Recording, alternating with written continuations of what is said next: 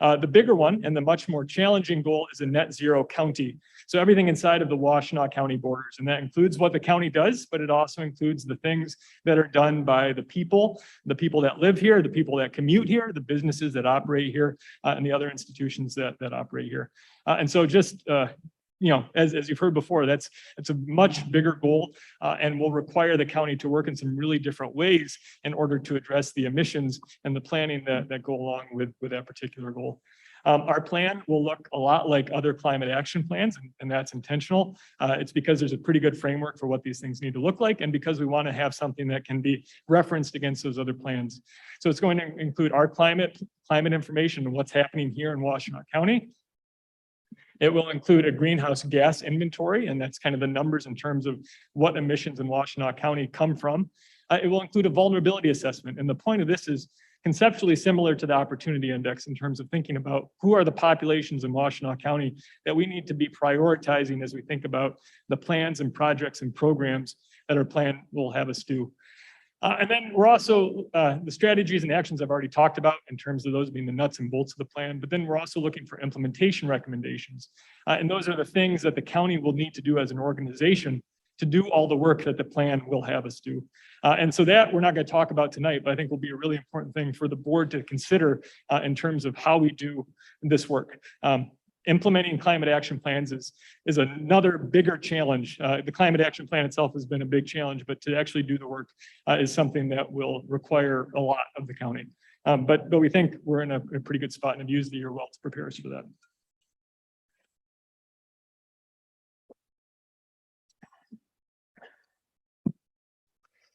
So the key components of our plan, and again, we have shared this before, but I think are some important things to point out.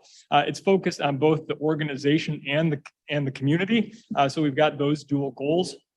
As I mentioned previously, there's both the mitigation or the emissions reduction component, as well as the adaptation component.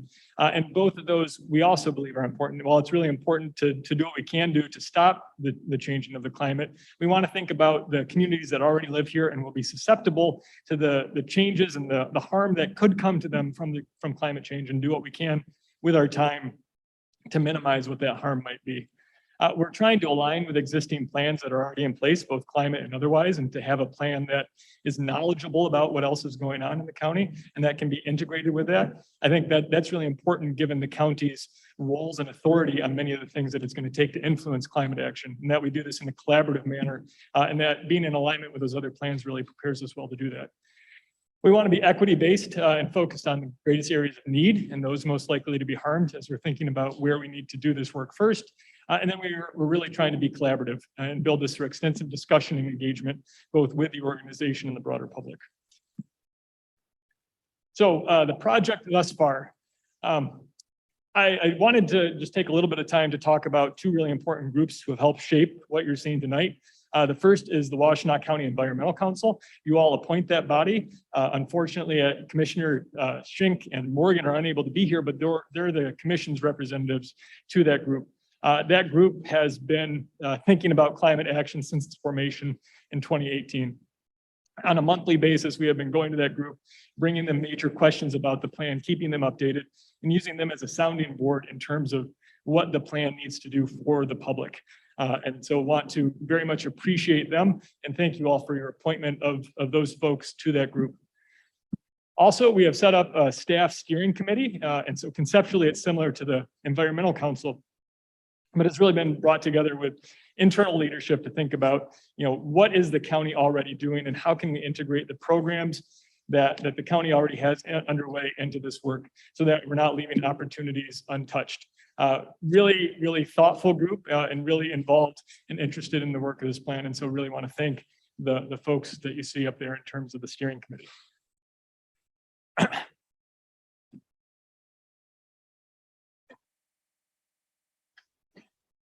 So the next several slides are about our engagement, and wanted to spend a bunch of time on this because we've spent a lot of time on engagement in the plan. It's been really important to us. It was the first really big thing that we spent time on was public and organizational engagement. We had three goals. We were looking to understand the interests and concerns of the public. We wanted to gather ideas, and we wanted to build collaboration. All things that we thought were foundational to helping us be successful in this work in the long run. I won't run through this, but this is intended to give you a sense of everything that we have done. I'm trying to put numbers around all these in terms of people who attended and meetings that we did, and don't have them yet. Hope to have them in place for the final document. But really what I hope you take away from this is that we've been trying through our time and efforts and through our modes of communication to reach folks where they are and to make it easy for people who are interested in this plan to follow what's going along and to provide feedback for us that we can build into this plan. So it's been a lot of different modes. It's been a lot of different discussions. It's been a lot of travel to some degree, which has, we can talk about that as a climate impact, but just a lot of time spent talking with people about why we're doing this work and what they need to see out of this plan and what they're worried about with climate change in Washtenaw County. From all of that engagement, I think my takeaways are this, that there's broad support in the county for climate action. I think folks are saying, yeah, of course you should do this work. Do it now, right? And so I think the appetite is there for the county to get involved with this. There's openness and interest in discussion involvement in the climate action plan. I have not yet been kicked out of a meeting for climate action, and I've tried to push on some of this given the goals that you all have set for the county. And I think that I haven't been kicked out. That's maybe a discussion for a different time, but again, people are really willing and interested in talking about this, and their concerns may be different, and what they would like to see as potential solutions could be different, but there's willingness and discussion to talk about climate action at the county, which I think is a really good starting point. And that's kind of my fourth point. So my third point, though, is that there's a lot of need for coordinations and actions and plans across sectors. And this is, climate change just doesn't stop at the borders of Washtenaw County. It doesn't stop at the borders of any given township or city. And so the need for us to be able to bring together different sectors, different organizations to work collaboratively is really, really important, especially in climate action. I think you all know Washtenaw County and the folks who live and work here. And I think that's a benefit and an asset that we've got locally that doesn't exist everywhere that we're going to need to rely on as we think about climate action for the county specifically. At this point, I will be turning over to Matt Nod, and Matt's going to talk us through some more of the numbers-based work that we've got to share at this point. Hello, good to see you all. Matt Nod. So one of the things Andrew mentioned is a greenhouse gas inventory. So where are we starting? So the slide in front of you, you'll see big difference in those numbers. County operations is currently about 8,000 metric tons of carbon, and metric tons of carbon is what we're going to talk about as a unit. Give you a sense, Ann Arbor's carbon footprint citywide was 2 million metric tons. U of M's about 700,000, about a third of that. So when you think about the county operations as 8,000 metric tons, it's an important part of a goal that you want to get to carbon neutral, but it's really a rounding error countywide. So countywide emissions that you're trying to get to carbon neutral by 2035 is about 4.5 million metric tons. And what we're going to talk about is we've made some assumptions, and a lot of that is buildings use energy, and there's carbon in all of that. How do we make those buildings more energy efficient and get them off natural gas, electrify everything, and green the grid, which is really DTE's job, and you don't have a lot of control over it. So we've made some assumptions about how many houses can we get off natural gas and electrify, things like that. Based on our assumptions, we can get you from 4.5 million metric tons is your current base case, and get that down to about 3 million metric tons by 2035 with the assumptions. So stealing the punchline, it's really hard to get to carbon neutral by 2035 all by yourselves.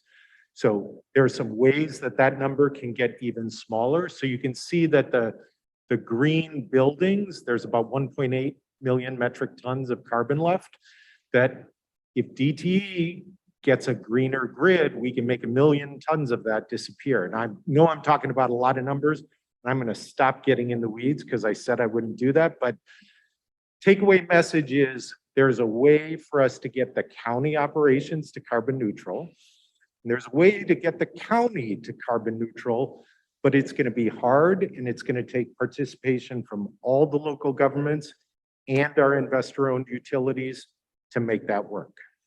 So next slide. Oh, there we go. We're going to use the word wedge analysis. And so we don't have your graphic yet. This is Ann Arbor's graphic. And the idea is that on the left-hand side is the baseline case. Where are those emissions right now, whether it's residential electricity, natural gas, transportation fuels, they all add up. And in your case, it adds up to 4.5 million metric tons countywide. And based on the interventions, based on the actions that we're recommending and that we can talk about as which of those does the county have direct control, or does the county have influence on, because there's a lot of money that's going to be invested in this space that I think to the extent Washtenaw County is better prepared, your residents and businesses will be better served and better able to take advantage of actually other people's money to do a lot of this work.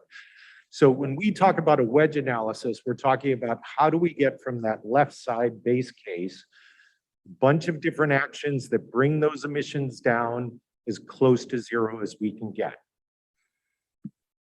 So with the vulnerability assessment, you know, as Chip said, and it's part of what the county does, is really take care of the under-resourced, least advantaged folks in the community. And there's a number of tools that are available that we've started to bring together working with your GIS staff, because there's more and more and better information all the time. So we thought rather than doing just a report that sits on a shelf, that we would pull together the best available data we have right now and make that available for kind of all county planning. One of the things we've been looking at is energy burden. There's some new tools that Department of Energy's come out, and it really looks at what proportion of somebody's income are they spending on energy. And it's often something we don't pay attention to, but especially folks in the community that are renters, where a landlord doesn't have incentive to invest in high efficiency equipment, they're going to pay a higher proportion of their income in that space, and they have no control over getting that fixed. And so how do we bridge that gap with landlords? The other thing that's a co-benefit in this space is often that low efficient equipment is also, it's a less comfortable home, and the air quality is inferior. So anything we can do to invest in that space, there's an energy benefit, a cost benefit, but also a comfort and a public health benefit that goes with it. So there's tools where we can help map where these energy burdens are significant in the community and areas to focus. Also looking at tree canopy, this is really important for reducing heat island effect. It's also better air quality. So as we think about setting goals for the county of, you know, let's say 40% tree canopy, where are the areas that are already high canopied or low canopied? And what you often find is the lower income, lower invested neighborhoods have the least canopy. So as you think about investing dollars, it's often best to invest those in the under canopied communities. So starting to figure out ways to pull those maps together. This is a tool that I was involved with. It's called Neighborhoods at Risk. This is free and open to any community across the country, and it starts to take a look at socioeconomic data and climate risk, like where is flooding, where are poor people, and you can slide these indicators based on what you know best about your community. So again, it's another tool. All those data are downloaded now and available on the county's GIS to your staff. So with that, I think we're going to move, unless there's any questions on the vulnerability assessment, talk about the plan framework. Just real quick, is the tree canopy link something? I just pulled up the other one that you just talked about, the at-risk tool. Is the tree canopy tool live online, easily accessible too? I don't know if that is. You have a really strong GIS staff, which is why we've been able to work with them and point them to these data. The kind of tool that we're helping create at the county, it'll sit on the county GIS. It's not live yet for you to go into. And where that canopy data came from, I can't tell you right off the top of my head, but we can definitely get that information for you unless Chip I think one of the things, Commissioner, is that we're not quite done with that. There are a couple more tweaks, a little more data that needs to be put into that. I know we're working with Chelsea and your team to get that done, but that's an ongoing process to do that. And once I think the entire team is satisfied with where that is, we will let you know, and Andrew will let you know, and that'll go up and go live through your website. All right, I will look forward to the tree canopy later then. Thank you. No other questions on that point. I think what we wanted to talk about with the vulnerability assessment is just here's what we're doing in terms of the work. And again, the point of that whole component of the plan is to help us focus the county's efforts and to make sure that we're addressing those who are most at risk from climate change and that we're thinking about them and prioritizing the work of the county in this space.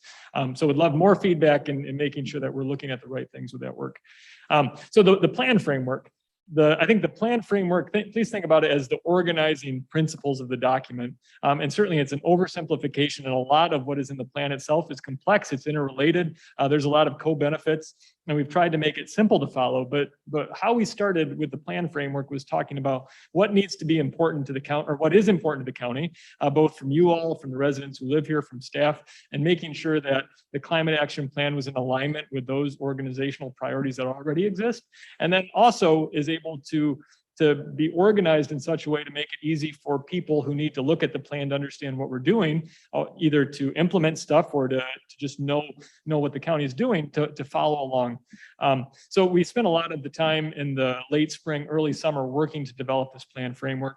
It was brought to the Environmental Council. It was brought to the steering committee.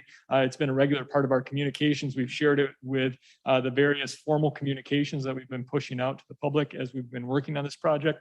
So would love feedback from you all in terms of is this right and are we missing things, but feel like at this point, based on the feedback that we've got, that it really makes sense for Washtenaw County based on what we do and the folks who live and work here. So we've got really 4 areas. There's a lot of text here. The text is really provided for you to read at a later date if you're interested, so I won't go through it in great detail. But again, are trying to provide materials that make our information available to folks as their time allows. So we've got our goals, our strategies, our principles, and our actions. And I'm going to skip forward one slide here just to talk about what those different things are. The goals are what our plan is trying to achieve. Those have been set through board resolution. Those are those really ambitious goals of carbon neutrality for the county by 2030 and countywide by 2035. To that, we have developed both principles and strategies, and these are dual things that have come up through discussion with all the different groups in terms of what the plan needs to do. We know that there are things that are really about how the desired priorities of the county beyond carbon neutrality, and those are principles. Those are important and complementary to the strategies, and strategies are the broad categories of actions necessary to achieve the goals of the plan. Aligned with both of those things are going to be the actions, and the actions are specific projects, programs, or policies needed to achieve goals. We'll be talking about those as well. We've got a lovely 80-page document that we will be sharing with you all later and give you plenty of time to read prior to us bringing this back to the board. But we've spent a lot of time trying to outline and make the case for each of those specific things as well. But this is our framework that we've been using to develop the plan. For the purposes of this discussion, I'll be focusing just on this really simple slide and trying to tell you, here's what we've built the plan around. So principles, again, these are other county priorities and do not necessarily impact carbon levels, but are important to us. I mean, they're things that our plan, the Washtenaw County plan, has to reflect. So those things are racial equity and environmental justice. They are supporting public health, just transition.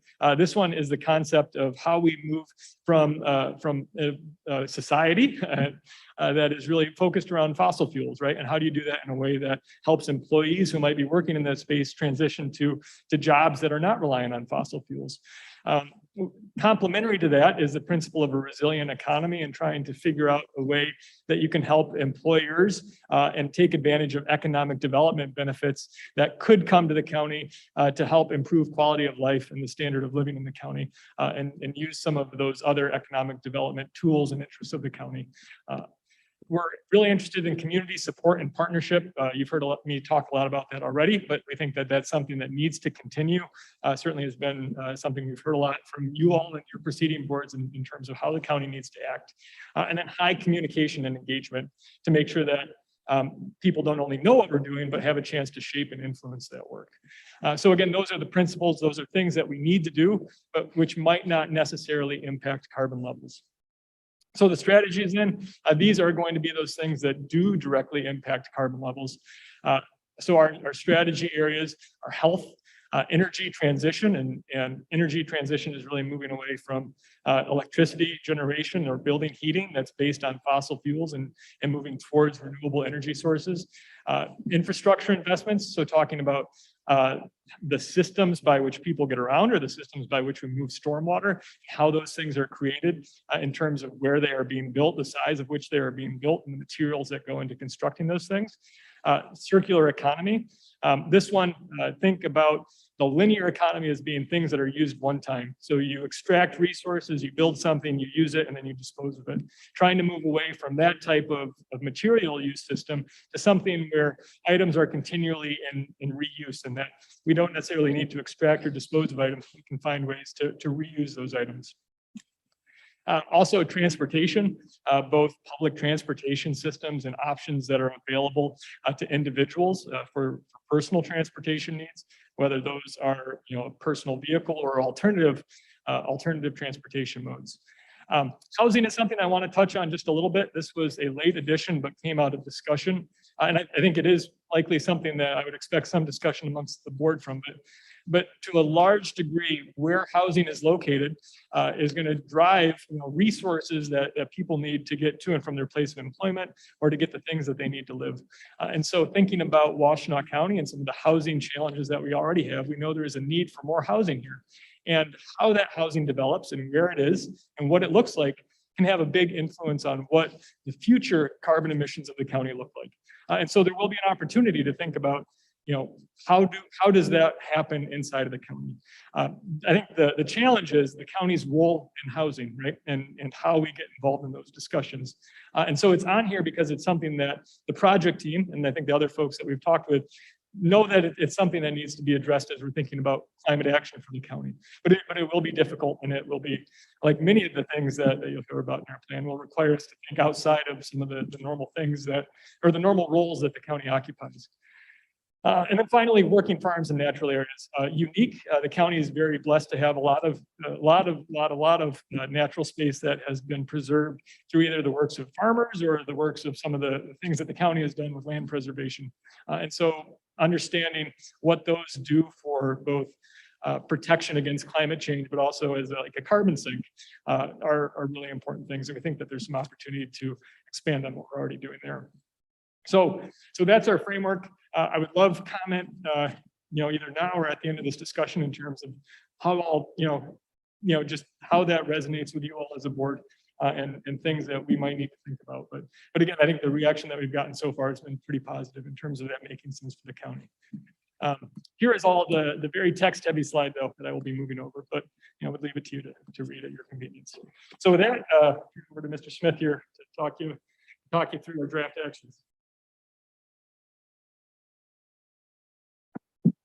Thanks, Andrew. I feel like a keyboard player in a prog rock band right now with two screens going.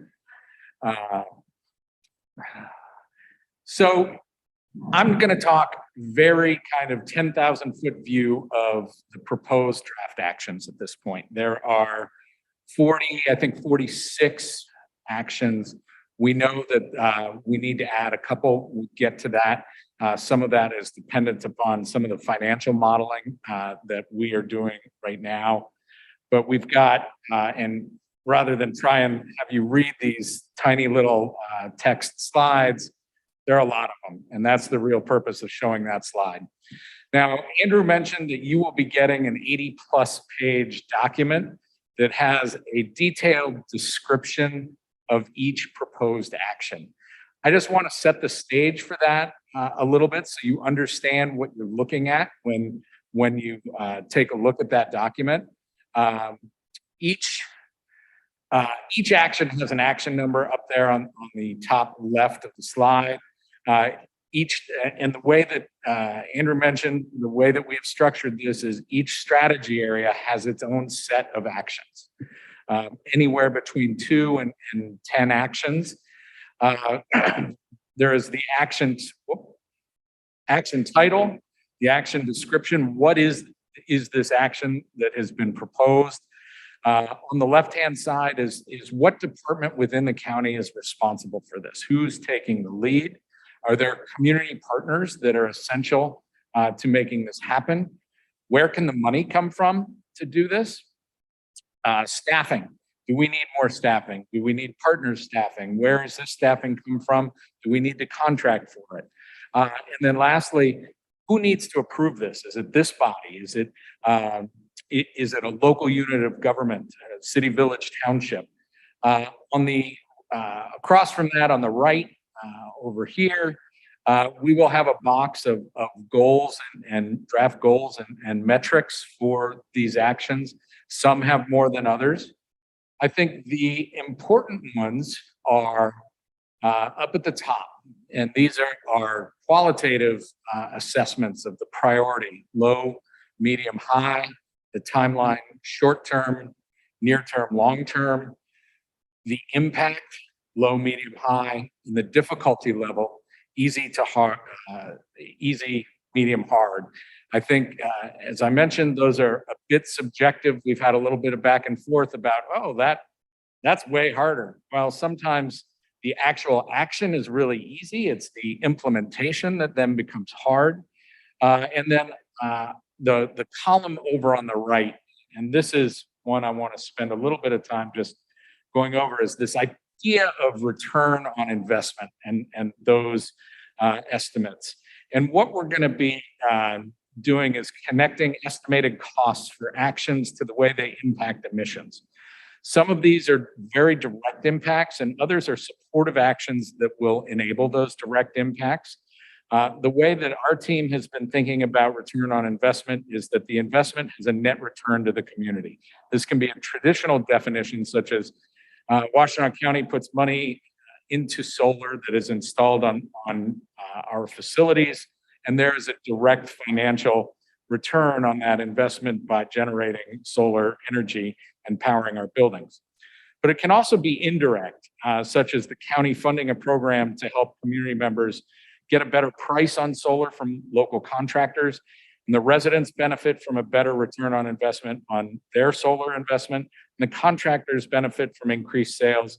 Both of these aforementioned actions result in greenhouse gas reductions, creating a positive financial and environmental impact for the community writ large.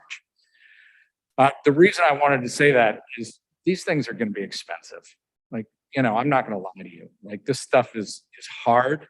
It's expensive. The good thing is our timing could not be better.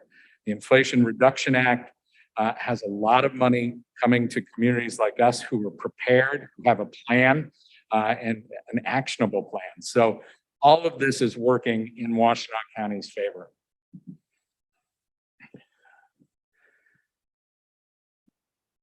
I'm going to just kind of show you what these slides look like in practice. One of the actions is expanding the weatherization program.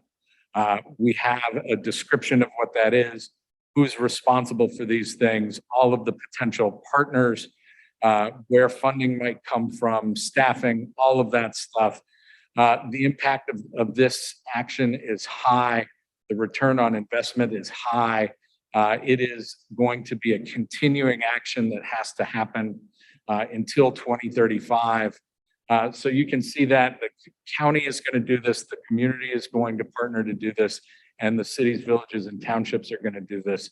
And this does not require any additional authorizing legislation or approval outside of the budgeting process. So I'm going to go through, we have the, as Andrew mentioned, we have the strategy areas. And the first one, it wasn't highlighted on the slide that he talked about, but it is kind of the thing that makes everything else go. It's the implementation slide. How do we, the implementation strategy, how do we put this into action? And I think that, well, there are three actions in this section: creating a regional resilience authority, figuring carbon pricing and decision making, and prioritizing local carbon offsets. I'm not going to go into all of them, but this is a really important one, so I'm going to spend a little bit more time talking about some of this. The first one is the idea of a regional resilience authority. And the work that we've done doing research about best practices and how other regions have tried to tackle this, whether it's resiliency, whether it's climate action, is there needs to be a regional authority that brings everybody to the table, has everybody pay in, has bonding capability, and has staff to act as advocates for best practices, but also just to share information with local units of government. Now, it's a lot of work to get there. We have Plan B if this isn't going to work out, but I think this is a really important mechanism for how we work with the cities, villages, and townships to do a lot of these things where the county has no authority. You know, things like land use decisions, things like transportation decision. So this is an important way, and you'll see throughout this document, they're going to have a lot on their plate, and they're going to need staff, and they're going to need funding, but they are going to be very essential to implementing this. The second is to consider carbon pricing in your decision making.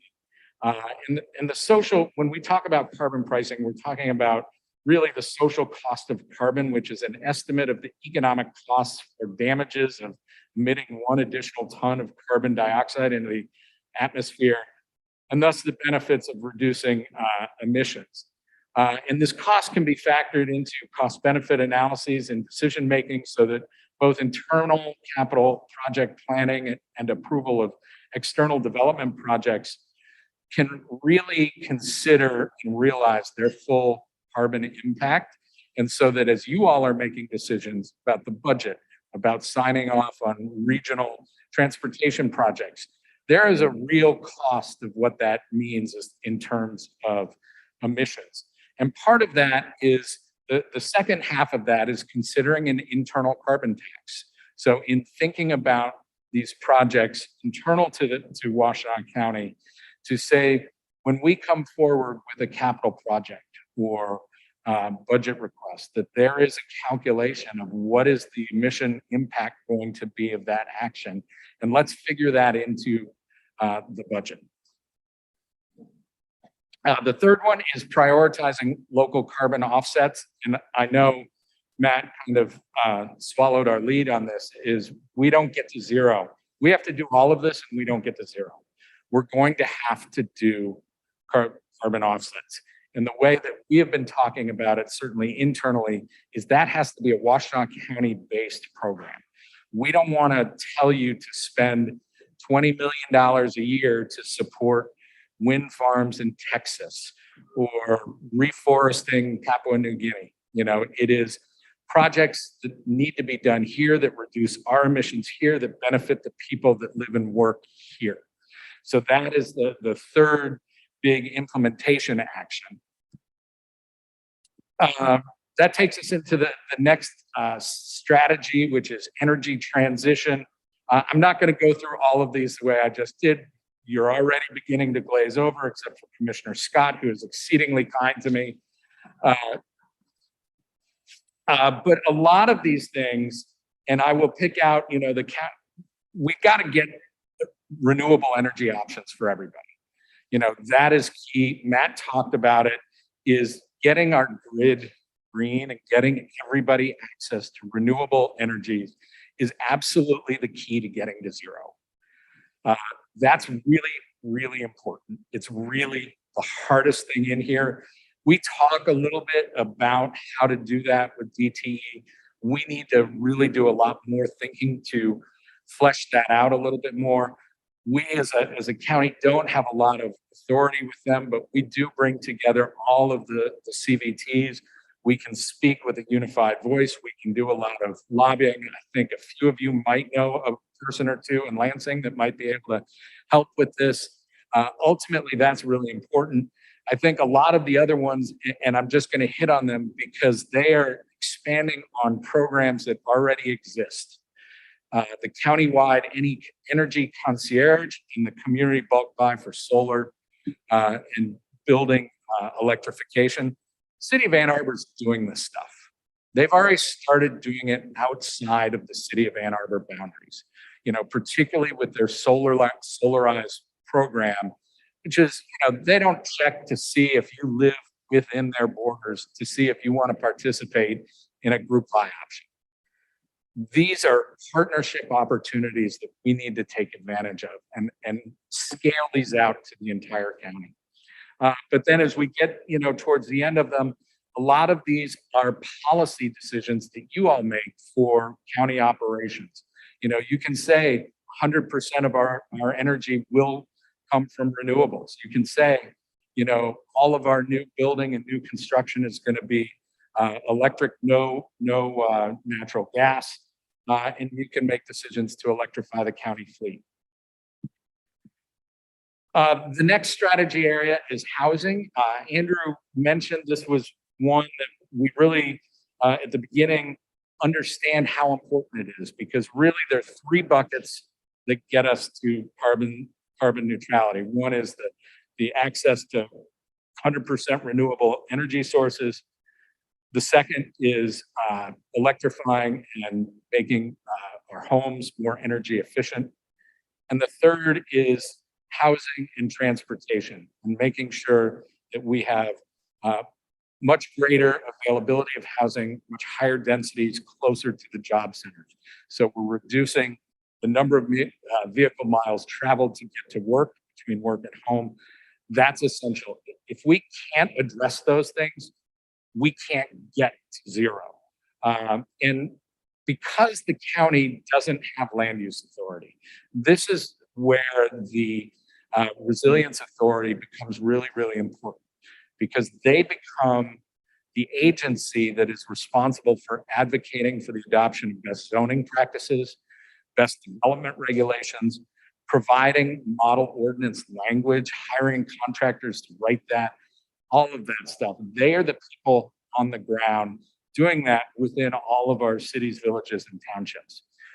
And then the last part of this is that group will also need to create an emissions accounting mechanism, which isn't a carbon tax, but it is a tool for communities to understand the carbon impact of their development decisions.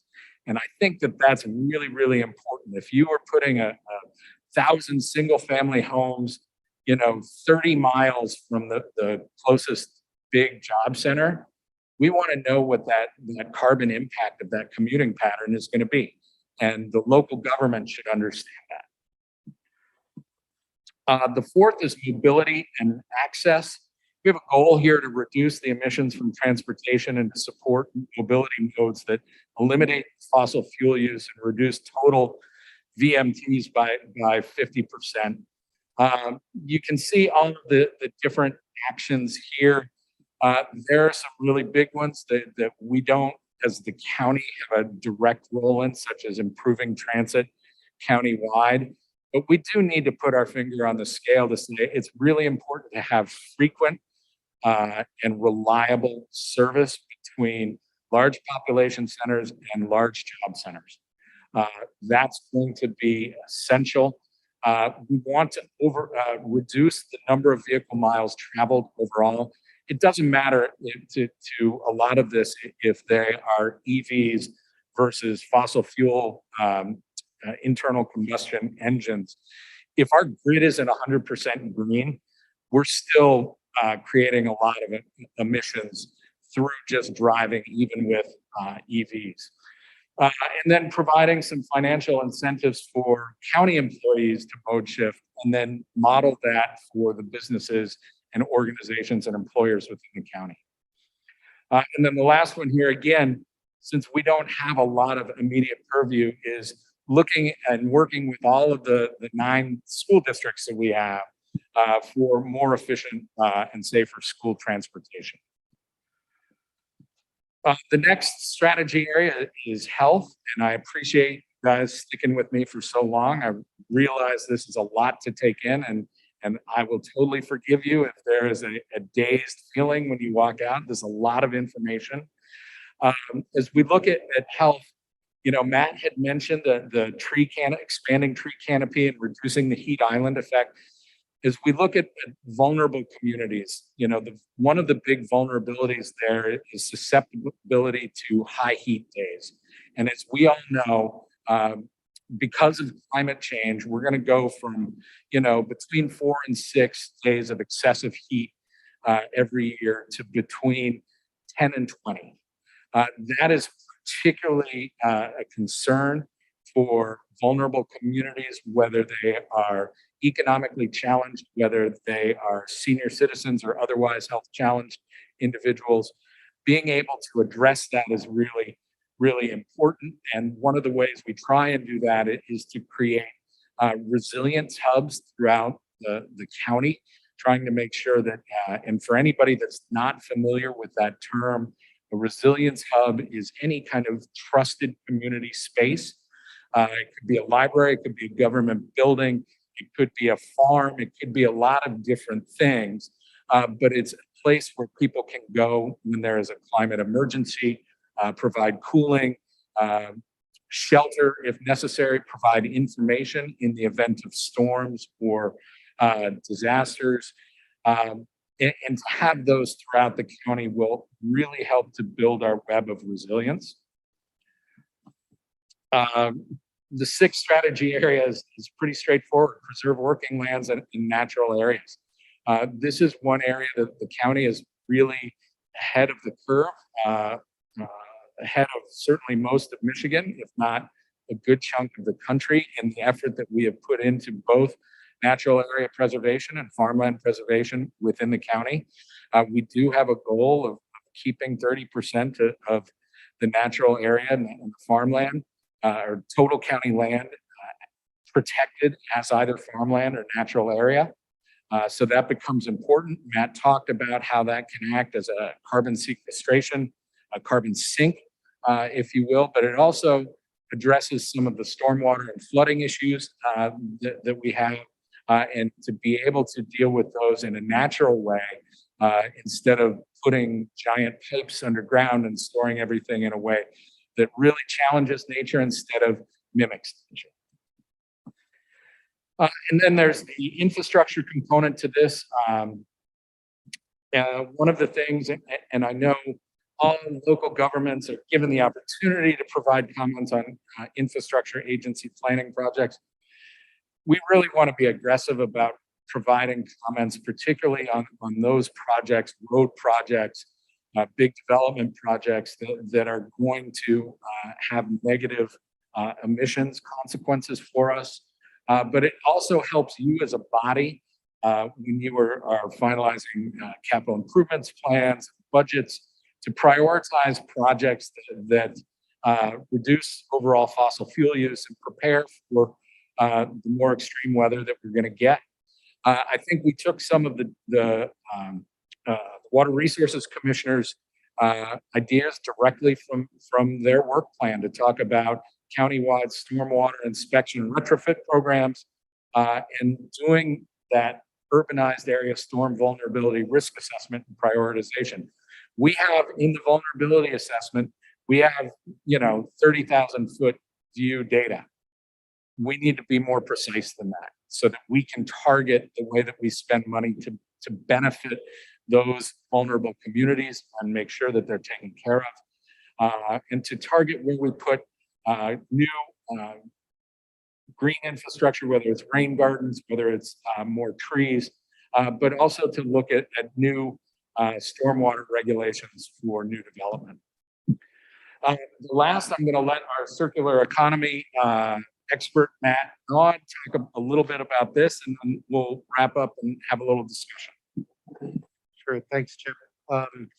Yeah, circular economy, we often don't think about recycling and things like that as a way to solve for climate. It's energy, it's fuel use, and the way we do transportation.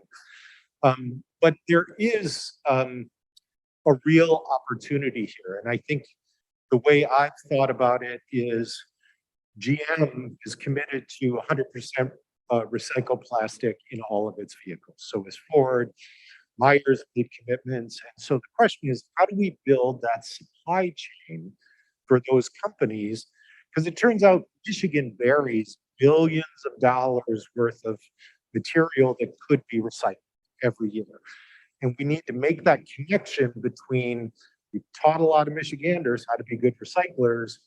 How do we create the new businesses, new jobs? And there's a lot of equity benefits.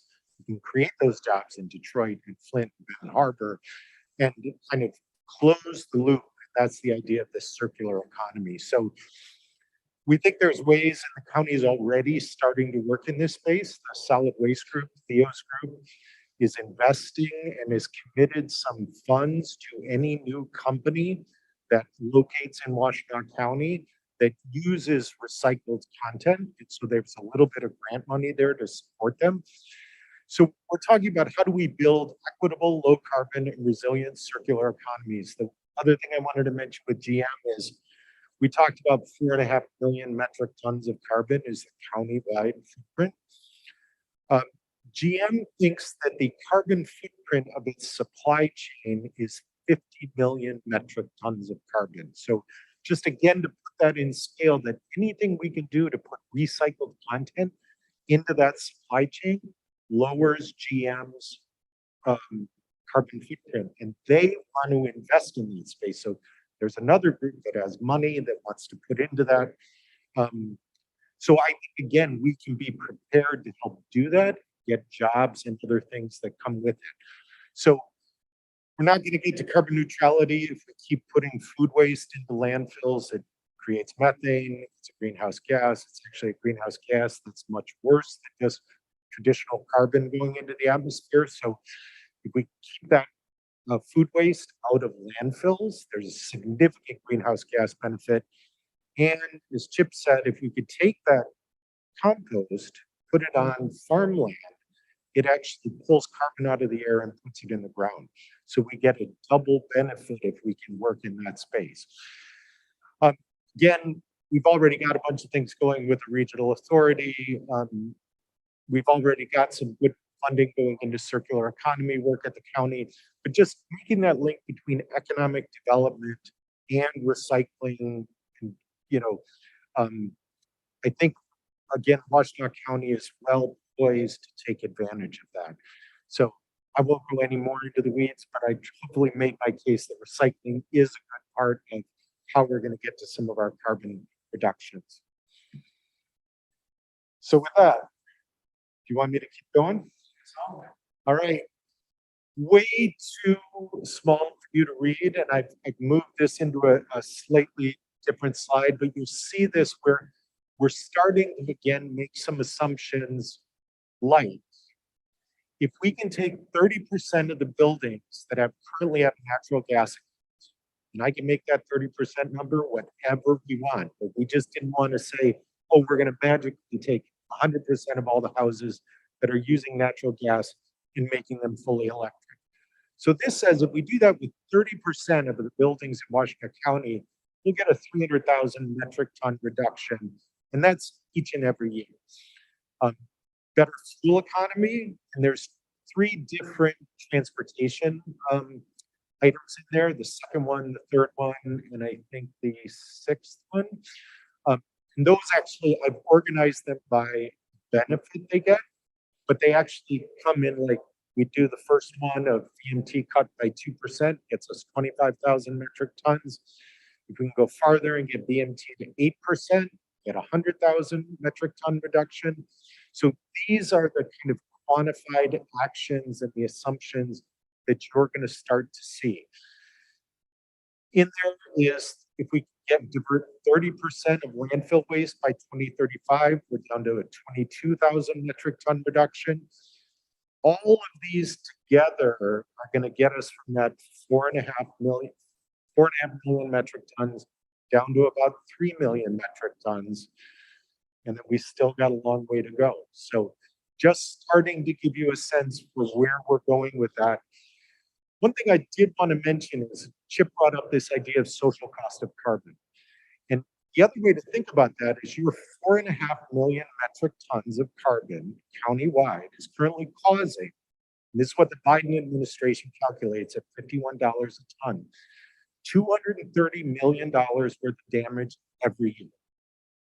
So your plan is trying to, how do we take that? And that's about $3 billion over the next 13 years, which is the framework for you to get to carbon neutral. So we're trying to really say, how do we take $3 billion worth of damage that this carbon burning in our community is causing and bring it as low as possible? So I don't know if that helps you, but it helps me think about that's a big amount of damage. And it's why it's worth investing money and into this problem. So I'll give credit to Nicole for drawing this wonderful graphic. This came out as a way that all the different economic incentives that are going to come in through the Inflation Reduction Act. You know, as of January, a bunch of new vehicles, if you buy an EV, they will take $7,500 right off your tax bill if you're eligible. You got to talk to your tax advisor and make sure you don't owe $7,500 in taxes, you don't get it. But there's a lot of kind of direct investment in like heat pumps. Everyone know what a heat pump is? Imagine an air conditioner that runs backwards. So even in 30-degree weather, 10-degree weather, minus 10-degree weather, you can take heat from outside, put it into your house, all with electricity. Super efficient. Now they're going to give you money right up front in addition to other tax incentives. Talked to the GM people the other day. If you buy one of the new Bolts, they're going to help you with $1,500 to help put EV charging in your garage. So again, there's lots of money out there with tax incentives. The other thing I don't think we mentioned was something called Justice 40, where again, as we talk about equity and under-resourced parts of the community, the Biden administration has made this commitment. 40% of all the dollars that they're going to spend on climate are going to go to disadvantaged, under-resourced communities. They're defining those as we speak. There's 10 or 12 in Washtenaw County in terms of census tracts. So again, there's lots of overall money coming in, but there's dedicated money to help serve some of the neediest folks in our community. That's both from the federal level, but then the state's Healthy Climate Plan has also made a Justice 40 commitment in that space. How that's actually going to materialize, but again, state dollars will be coming in to help the neediest in the community as well. So I think with that, So this is really the home stretch here. Just wanted to talk about what all we will be asking of you before the end of the year related to this plan. So what you're hearing tonight is very much an overview, and we promise to follow up because we know it's a lot. We thank you for your patience. We've been trying really hard to meet the goals that the board has set. But we know that there's a lot to talk about, and we want to talk more about that with you. What we're working towards is introducing something to you all for consideration at the second meeting in November. That will, depending on the comment we receive from you all from a public comment period that we're planning for the month of October, from ongoing comment from the Environmental Council and the Steering Committee, it'll look something like this, but it'll be in a finalized format for public consumption. We'll be asking you to take a vote on that. In addition to that, it's going to come along with implementation recommendations in terms of how the county can start to do this really difficult work. And so think about what's the people, what's the mechanism, what's the staffing, what's the relationships that we need to do that. We will be reaching out to you prior to then to talk more about this, to try and get a sense of what other questions you may need or what you'll need to hear. But I think I'm very excited about both the way in which we've created this thus far and where we are right now, but would certainly welcome any questions or comments or discussion that you all may have on this. So thank you. I'll stop sharing. All right, well, thank you. I really appreciate a thorough presentation like this. I know that's going to generate a lot of questions. Tons of hands are already up. I know that if Commissioner Schenck didn't have COVID and could be here with us, she'd have plenty to say and be very happy with the presentation too. Let's see, Commissioner Beeman, we'll start with you. No, Commissioner Sanders. Okay. I'm interested in knowing how many residents participated in your community conversations, and also how does this affect contractors that do business, or how will this affect contractors that do business with the county? And lastly, as you talked about the trees, who would pay for the trees? How would you handle, the effects and or damage that can come with trees, roots and wiring and all of that kind of stuff? So I don't have the numbers for you right now, but I can get them for you. In the process of trying to tally everything we've done over the past year. I think generally, one of the first things that we tried to do was community Zoom meetings. We were still in the thick of COVID. Attendance wasn't quite what we wanted with those. And so we changed our methods of outreach a little bit after that, based on that. But I'll get you those numbers. The tree question, we're working through that stuff. I think the short of it is that there's climate benefit and there's other co-benefits from having trees. And so to think about how we can increase the tree canopy in the county is a good problem for us to think about. Certainly there's lots of other things. You raised many of them, maintenance, other damage to think about. But I think the climate proposition and the co-benefit proposition is that it's worth figuring out how to address those problems in order to get more trees here based on all the benefits that come along with it. Chip, I think, used the analogy of working at like a 30,000 foot view and needing to be able to provide to get more into the details. I think what the climate action plan is it's all of those different 30,000 foot things. And you all, what we'll be asking all of you to say is, are those the right things or are those not the right things? We think we can make the case for all of those, but the actual work of doing that is going to be tremendous. And you all know what goes into all the programs of the county. And what we're talking about with a lot of this stuff is either changing or growing or working with others to help think about how we can bring these things to the county for the climate benefits that they'll bring for our residents. And your second point? Contract. Oh, that's probably an easier one in terms of, how the county contracts as a board policy decision. I don't think we have any specific recommendations in here for changes to contract language, but we do have recommendations for board policy changes. And so if there was a desire to see something along those lines, I think we could certainly put together a recommendation. I think through some of the emissions accounting mechanisms to extend that to the decision-making and the information that we prepare for the board, it would start to think about, how does a vendor operate? What are the materials that we're using to either build buildings or to supply our offices? And trying to introduce thinking about those things more regularly and systemically into county practice. So probably an easier thing to think about, and would love, if there's something that you all want to see, would love suggestions from you all on that. All right, Commissioner Beeman. Thank you, Chair. Thank you for this presentation. Very excited. Love hearing all of this. First question is kind of easy, which is, I heard a lot about DTE, but Consumers Energy is my district, Yep. A lot of my district. Was that kind of a catch-all for energy companies or? Yeah. But we've talked with DTE as well.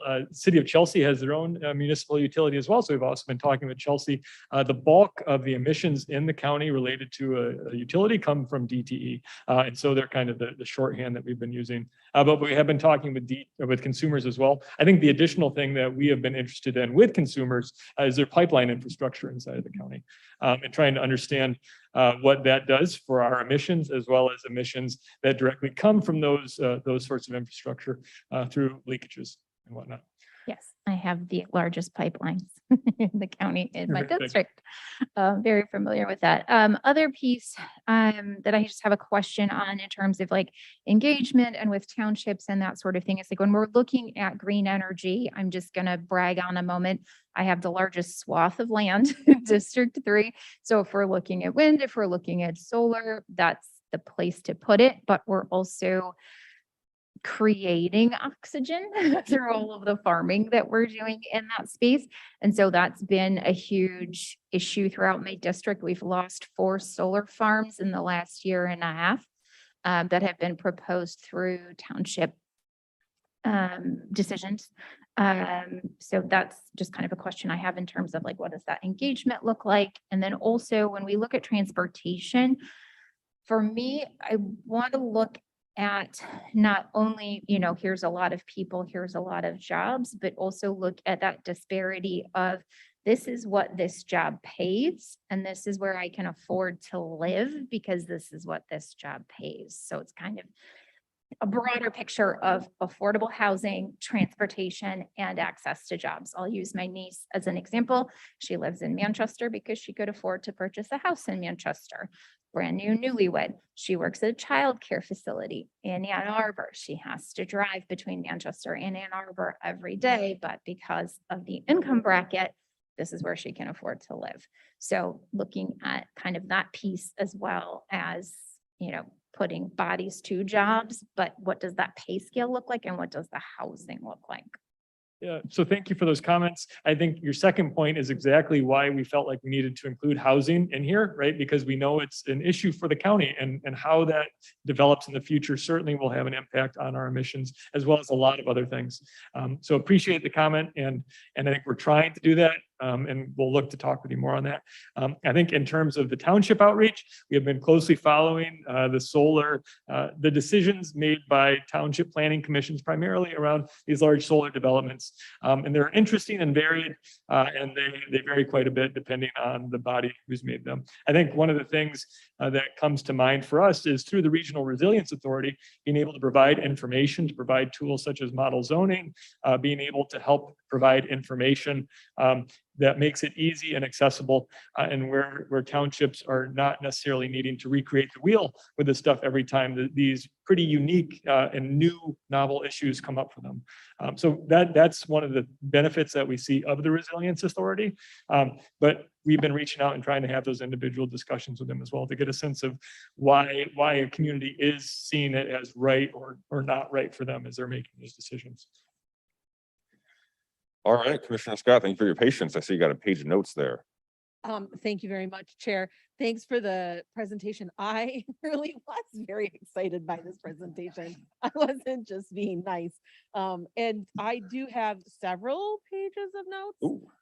But I'm gonna just maybe try to focus on a few key points here, and then maybe touch base with Mhm. you and touch Yep. base with Chip afterwards too.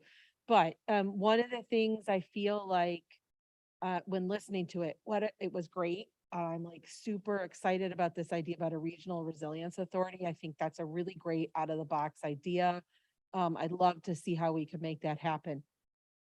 Looking at the makeup of the board and the environmental council, and then looking at the work the city has been doing.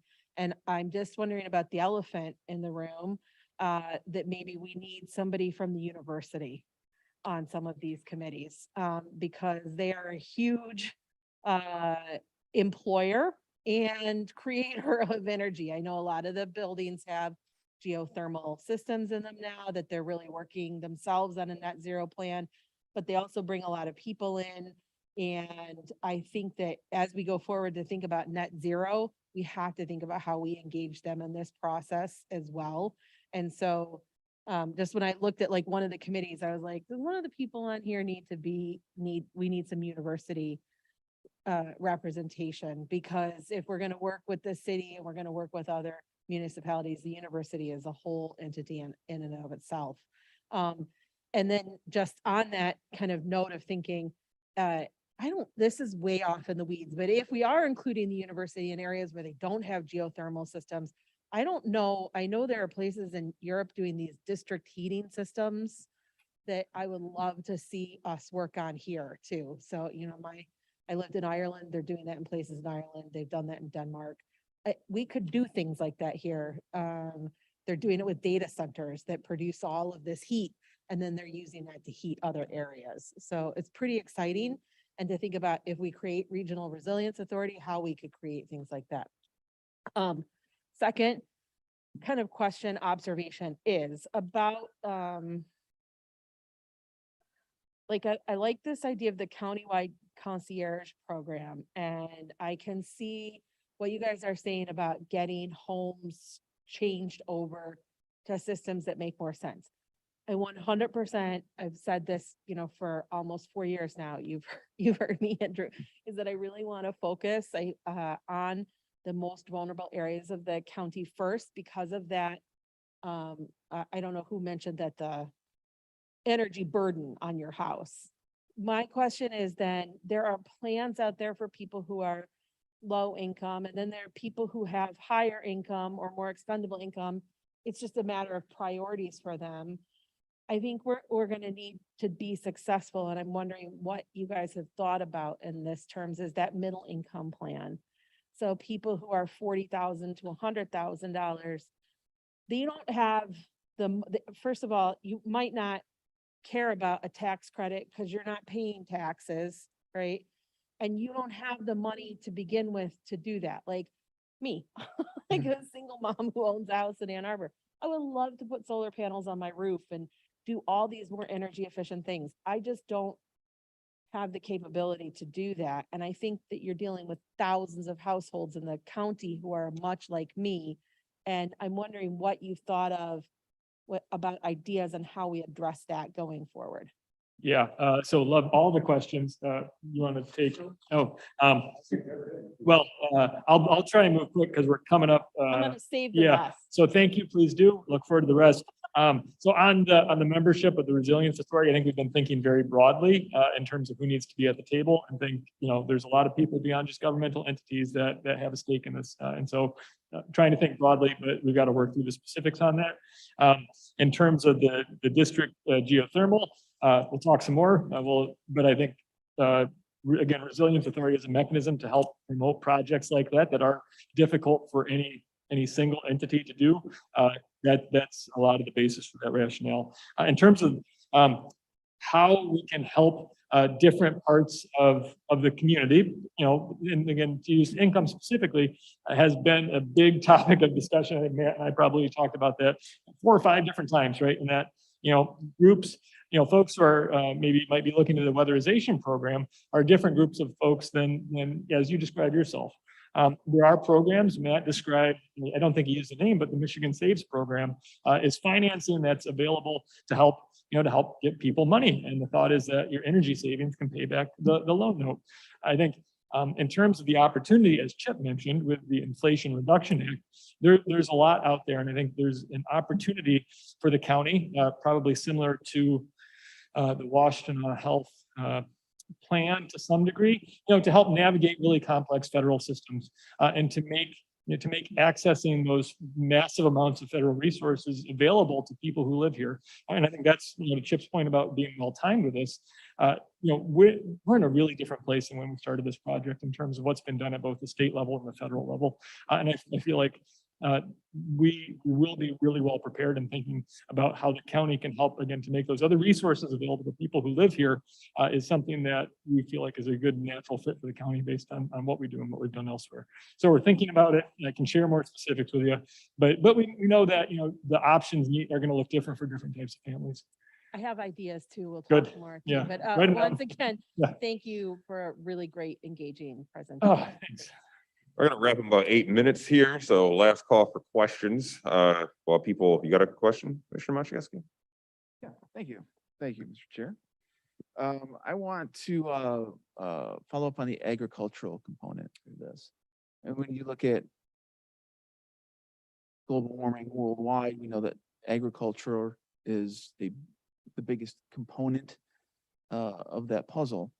When you look at the county, I suspect it's probably not as big of a component, but could you give us some kind of scale or scope in terms of our agricultural operations and in the problem? And it's great that we have somebody from the agriculture community on the environmental council.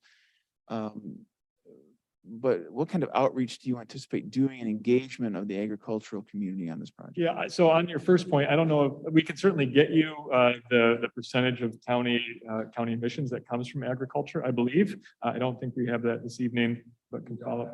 So, but we can get that to you. In terms of, I guess my intuition at this point, though, is I suspect you're right. Most of what I do know is that it's buildings and emissions and our buildings and transportation are going to be the big ones for Washtenaw County.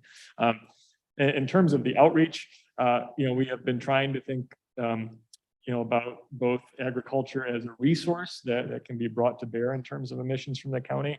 And knowing again that the farming community is its own community with its own concerns and interests and worries, just like many of the other communities that we have.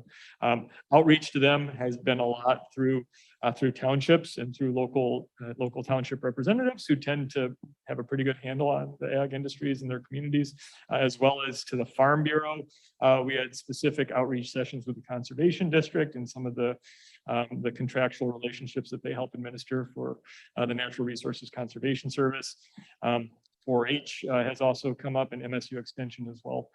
It's been challenging as well to reach out to that community. Certainly they're not homogenous, but and they're just widely dispersed. It's a big county, 720 square miles. So we've been trying to reach out to them. I think similarly, as you heard me say, I think they didn't kick me out either when we went to talk with them. And I think the fact that the county was going to them and interested in engaging them in our plan was a good thing. And we've had some good discussions since then. So we're not done. I think they haven't yet seen what you all have seen this evening, but they'll be getting it in a little bit. And I hope to hear more from our local Farm Bureau. And one other question Yeah. related to the slide you showed from Ann Arbor, the colorful line Yeah, chart yeah. that you had in there. There was a big drop in 2026 to 2027. And if the answer is too long for our time restraint here, I can take it offline. But just curious about what actions are going to be taken that lead to that projected big drop in that particular time. Yeah, I'd turn to Chip on that one, or maybe Matt. I don't know if it'll be too long or not. I was going to say, if I recall, that had to do with a shift in the grid production of renewable energy. I should remember this since I voted on it, but that I'm fairly certain is what that wedge analysis graphic shows you is it puts those actions on a timeline. And so I think that was the hope for conversion to 100% renewable opportunities for folks in the city. Thank you. Yeah, and if I may just add on that, I think we're interested in including that graphic again to give us a point of comparison against other plans. It's something that's fairly common in climate action plans, and so to have that comparison tool will be helpful. Our wedge analysis will look different though because we're proposing different things in the city of Ann Arbor. All right, thank you. I have one quick question. You might not be able to answer because it might be too in the weeds, but it seems like we're not going to be able to do any of this without the regional authority. So I know there are the other options, but realistically, it seems like that might be the direction we need to move in. What year do you think we would need to form that by? I don't know. I'm excited about the question though. I think to your premise, I think that's a mechanism for us to be more effective, but I think it's not necessary, but it would be helpful. And so, we're trying. Chip mentioned the Plan B. We've got Plan Bs for all of these things, and there's stuff that's not in the plan and was left on the cutting room floor that we might need to revisit. But the slide that Chip showed talking about what an action is, it does include information about when we expect it will be implemented and how long it will take to do the work. I don't recall what that is for the Resilience Authority right now. I need to get some of Michelle's time to talk about that one specifically, and some of the other stuff that we've talked about here tonight too. So we're working on that, and that is information that we expect to have in the final version of the plan, but I hope to be able to get back to you sooner. Sounds good. It seems like the optimal path forward, and I like optimal. So Yes. Yeah. Okay. Well, thank you all very much. Really appreciate your time and the fantastic presentation. Yeah, thank you much for your patience and for your support of this project. Again, it's been really great to work on, and we're excited to bring you back something for consideration later this year. All right. Okay, I'm going to ask that we save liaison reports since it's on the agenda again for the BOC meeting. So I know everybody is just really excited to give your liaison reports to the next meeting. And items for current and future discussion, not seeing any. We don't have no pending items. Okay. Motion to adjourn. Anybody? Second? Okay, all in favor? Boom, we are adjourned.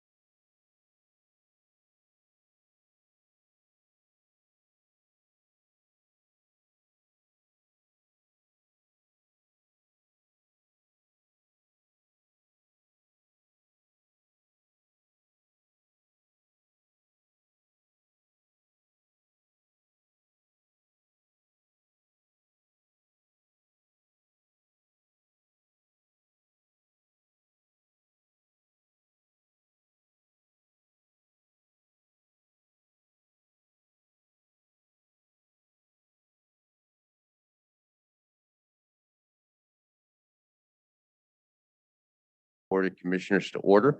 We will start with item 1, which is the Pledge of Allegiance.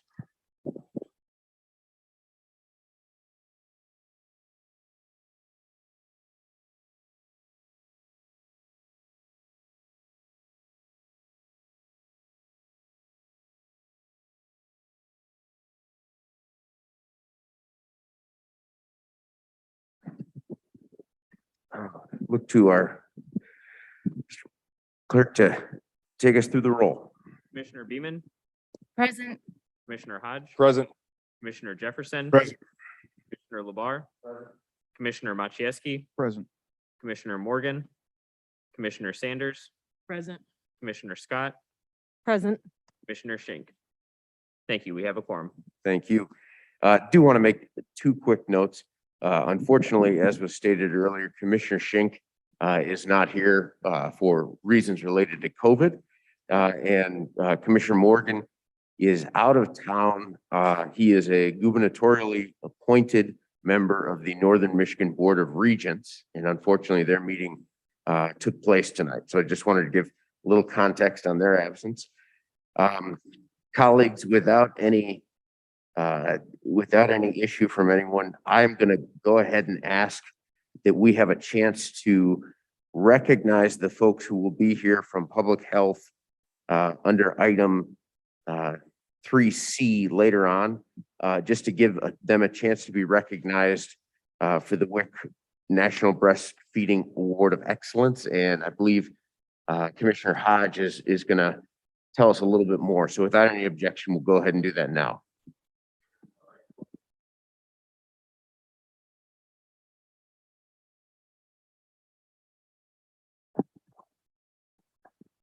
It's not very long. All right, well, we want to take an opportunity to thank you all for the incredible work and to congratulate you.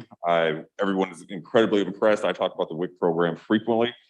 Really happy with everything that's going on. And I hope you guys are feeling appreciated within the health department and here. So we have a framed resolution for you. You all want to grab it together. All right. Congratulations. I don't know if you want to say anything to the board about the program or. I just want to thank everybody here, and I was very excited to see the sign at the entrance that says breastfeeding support. Breastfeeding is supported here. Thank you very much, everyone. Thank you. Thank you all.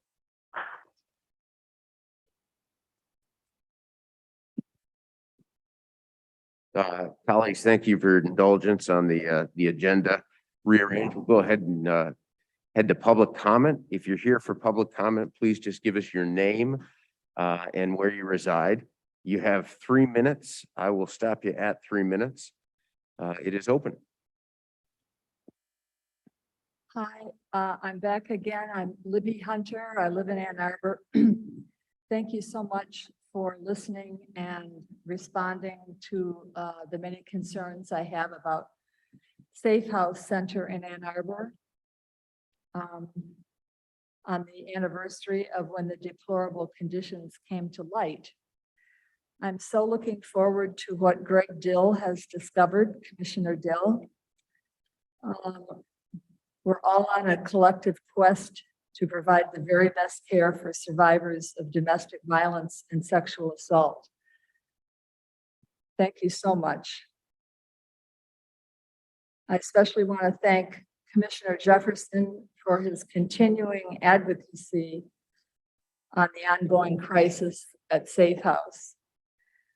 I know the word crisis sounds dramatic to some of you, but I urge you to do your research on the overwhelming evidence. It shows that for Washtenaw County survivors and their children seeking help from Safe House, and usually they need immediate help, may still not be happening. So one last thing, don't forget the importance of a youth and teen rec center for Ypsilanti, where many, many children are now going home after school to empty apartments and houses. Also, to the 3 Ann Arbor commissioners, please end the practice of spending the majority of county tax money in Ann Arbor. There are other parts of the county that really need it, especially the East County. Thank you very much. Thank you. Anyone else who wishes to participate? Peter and Andrew, do we have anyone who's online? Okay. Any commissioner follow-up to public participation? Okay. Seeing none, then we'll move to item 5, which is liaison reports. Any liaison reports at this time?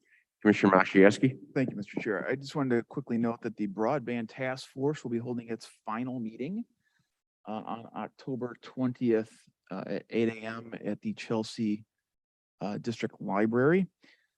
They will be voting to approve a final report on their work as a task force and transmitting that report to us. We hope to have them come before this body before the end of the calendar year and talk about that.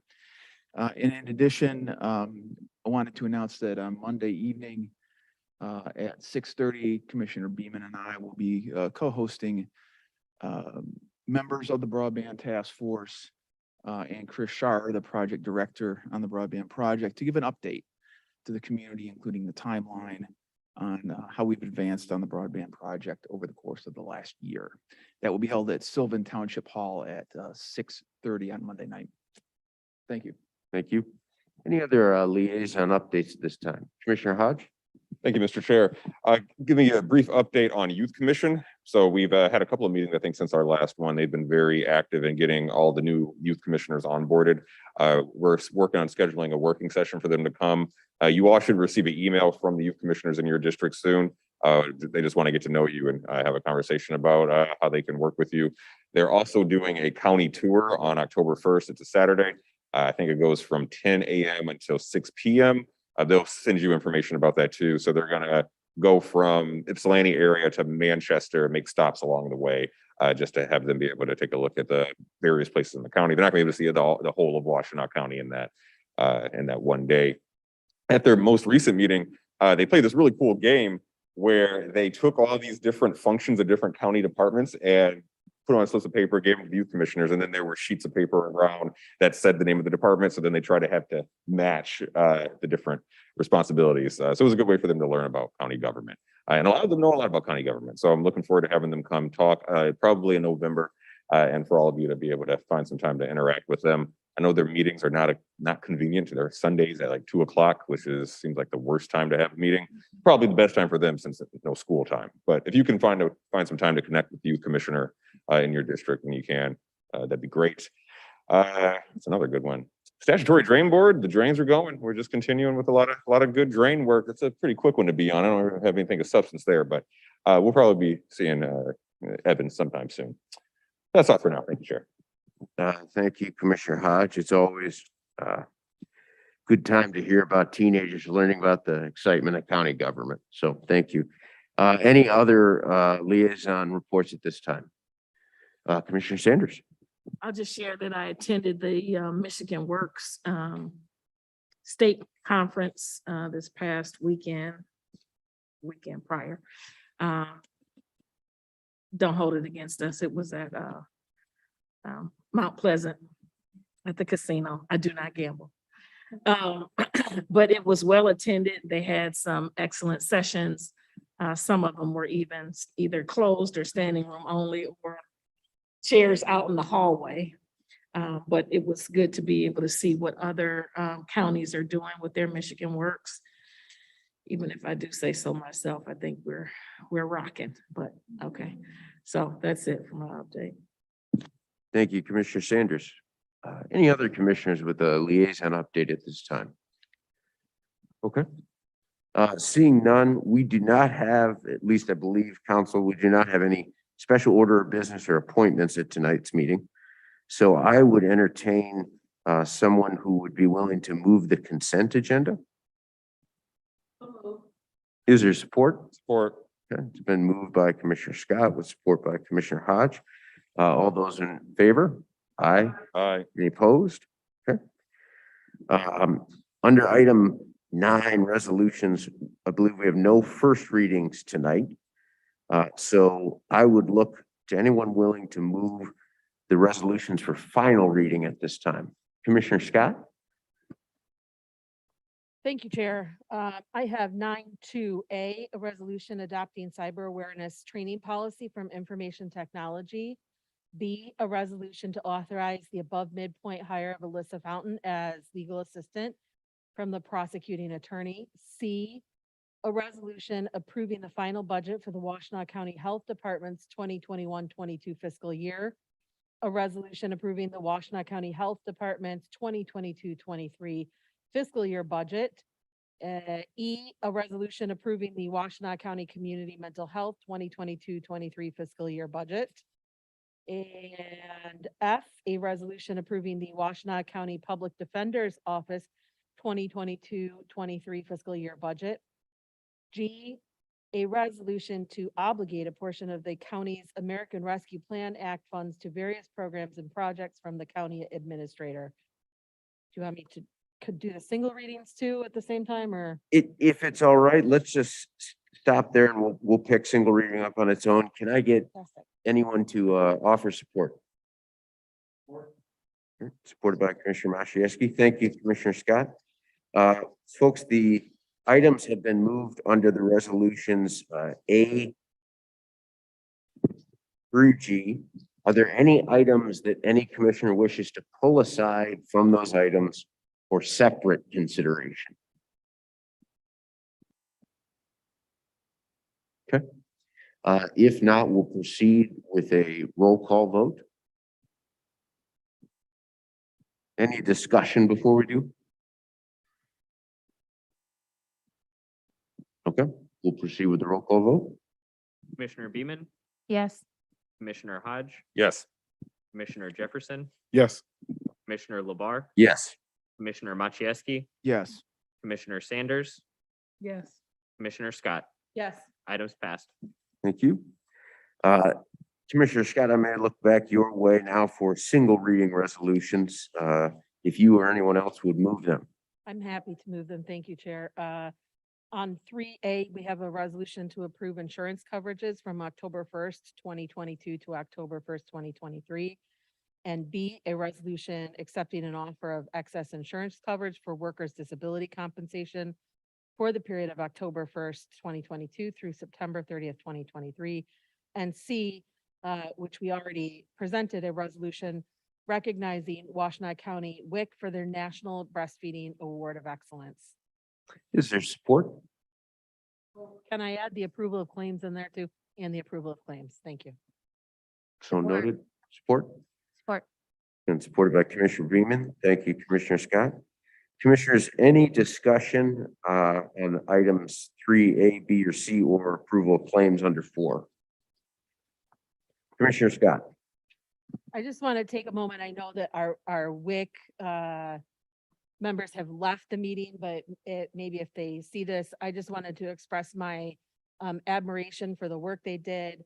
I grew up as part of a breastfeeding family and remember my mom sitting under a towel in the baby pool when I was a kid nursing one of my youngest brothers. And I know it is one of the greatest things that we can do to help children in this county, and that as much as we want to think it is completely natural, it is sometimes not as easy as it is presented to be. So the work they do is really important, and I'm happy they're here doing that, helping out people across the county. Thank you. Any other discussion at this time? I would just briefly echo Commissioner Scott's comments in terms of the work that the health department does and Washtenaw County WIC. This is not the first time they've been recognized, but that's not by accident. And so we appreciate the work they do on a day in, day out basis. Any other discussion at this time, commissioners? Okay, seeing none, we'll proceed with the roll call vote. Commissioner Hodge, Yes. Commissioner Jefferson, Yes. Commissioner Labar, Yes. Commissioner Machieski, Yes. Commissioner Sanders, Yes. Commissioner Scott, Yes. Commissioner Beaman. Yes.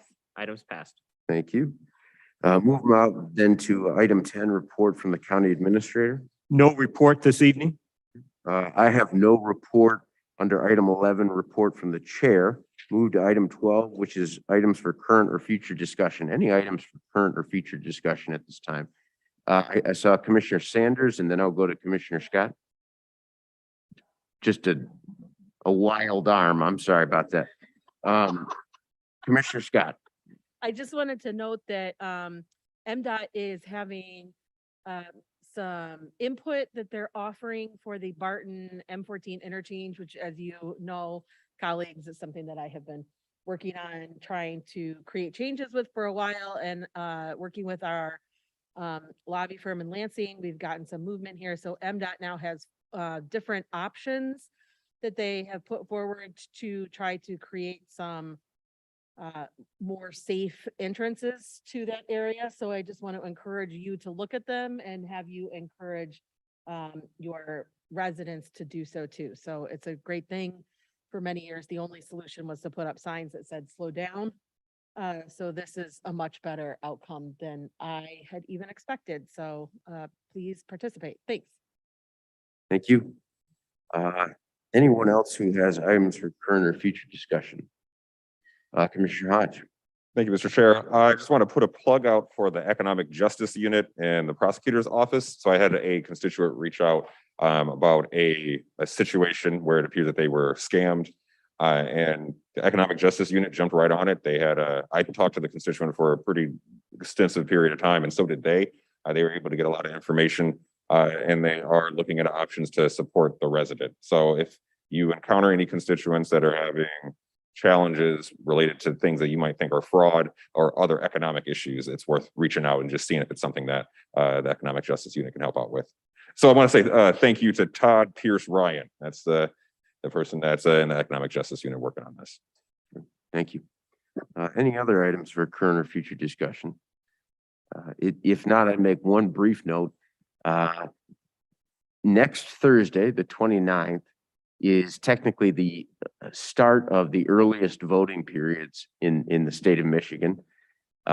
Since our last meeting, the Michigan Supreme Court ruled, and there are 3 ballot items that will be on the November ballot.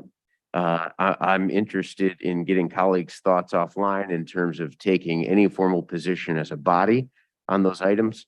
Several of them relate to county functions. So I just raised that we can discuss in the future. Anything else from anyone on current or future discussion? Okay. Seeing none, I move any items pending. Okay. Seeing none, I'd entertain a motion to adjourn. So moved. All those in favor? Aye. We are adjourned.